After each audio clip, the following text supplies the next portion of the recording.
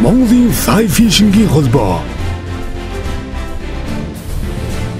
Монголын загасчлах спортын холбоодын нэгдэл үзүүлж байна.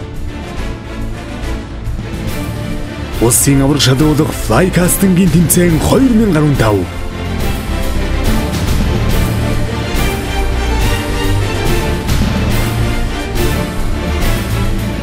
Тэмцээн холын зан шидэл ба байнуул гэсэн хоёр үетэйгээр олон улсын дайнглын хүрээнд явагдаж аврагуудаа тодруулна. Энэ бол спорт, энэ бол урлаг.